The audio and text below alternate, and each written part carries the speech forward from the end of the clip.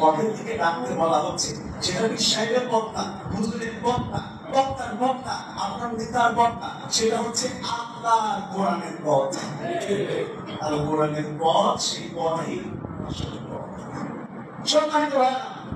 দিনকে শতটা বিভক্ত করেছে কি আপনি?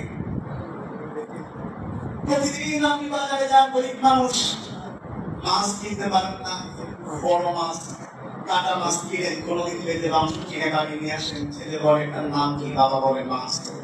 কোনোদিন পেটি মাংস কিনে নিয়ে আসে, ছেলে বলে বাবা এটার নাম কি, বাবা বলে মাছ। কোনোদিন মাথার অংশ নিয়ে আসে, ছেলে বলে এটার নাম কি, বলে মাছ। একদিন বাবা অনেক কষ্ট করে চিন্তা করছে, প্রতিদিন এই মাছের কাটা কাটা অংশ কিনে নিয়ে যায়, আজ একটু চেষ্টা করে একটা বড় মাছ কিনে নিয়ে যায়। খুব কষ্ট করে বড় মাছ কিনে নিয়ে গিয়েছে, যেটার মাথা থেকে লেজ পর্যন্ত আছে।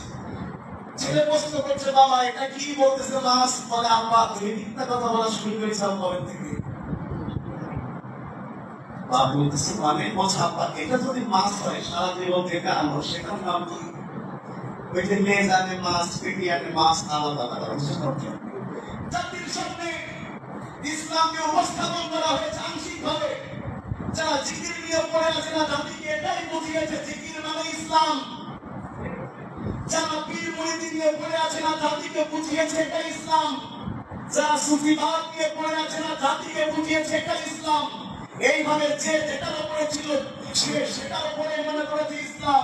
পরবর্তীতে যখন ওলামায়ে কেরাম মাস্টার বললো ইসলামকে প্রাণ থেকে মাথা, পরিবার থেকে রাষ্ট্র পর্যন্ত একটা অবয়ব দিয়েছে, ওই দুনিয়াকে হুজুরদের কারণে গোটা জাতি আগে দিন চিনতে ভুল করেছে বলে এখন সঠিক দিন উপস্থাপন করলেও ওরা মনে করে বাপদাদার আমলে যা ছিল না তা এখন হইল কি করি। কথা বুঝাতে পারছে না? প্রিয় ভাইয়েরা, শতকানি ভক্ত হয় না। শতকানি হলো যে ছয়খানার গল্প শুনেছেন না? ছয়খানা ওই যে হাতি দেখতে গিয়েছে, সবাইকে দেখতে তো পাবে না, হাত দিয়ে দেখতে দেওয়া হয়েছে। দেখো সে লেজ ধরেছে, সে বলতেছে হাতি তৈরির মতো। ওই যে পা ধরেছে সে বলছে হাতি বিড়ালের মতো। যে গায়ে হাত দিয়েছে সে বলতেছে হাতি দেয়ালের মতো। যে কানে হাত দিয়েছে সে বলছে হাতি কুলোর মতো। আচ্ছা আপনারা বলেন যে হাতি আসলে এরকম কিছু? সমস্যাটা কোথায়? সমস্যা হলো হাতির না, সমস্যা হলো কারা এই হাতি ধরার দায়িত্ব নিয়েছে। মূল সমস্যা ঘটে গেছে এখানে। এই হাতি দেখার দায়িত্ব তাদের দেওয়া হয়েছে। চোখ বলা হতো, জাতিকে পুরো হাতির ডিটেইলস বলতে পারতো। অধিকাংশ বন্ধ জ্ঞানের পরিপূর্ণ অংশ যারা নাই, তারাই যখন দিনের অংশকে মানুষের সামনে তুলে ধরেছে, পরিপূর্ণটা তুলতে ধর পারে নাই, কানার মতো জ্ঞান অনুযায়ী তদনতি করতে পেরেছে। আল্লাহ বলছে ওয়ালা তাকুনু কাল্লাযিনা তাফাররাকু ওয়াখতালাফু মিন বাদি মা জাআহুমুল বায়িনাত। আল্লাহর পক্ষ থেকে যখন সুস্পষ্ট বিধান চলে এসেছে, হুজুর বলতেছে এইভাবে জিকির করো। কোরআন বলছে না, হুজুর বাদ না কোরআন বাদ। হুজুর বলছে জিকির করে এইভাবে। তো আপনি কোরআন হাদিস শুনলেন, আলেমদের কাছ থেকে পড়ান, তারা বলছেন এরকম জিকির আল্লাহ এবং তার রাসূল করেন নাই। আপনি গো ধরে বললেন তাইলে আমার হুজুর কি ভুল করে?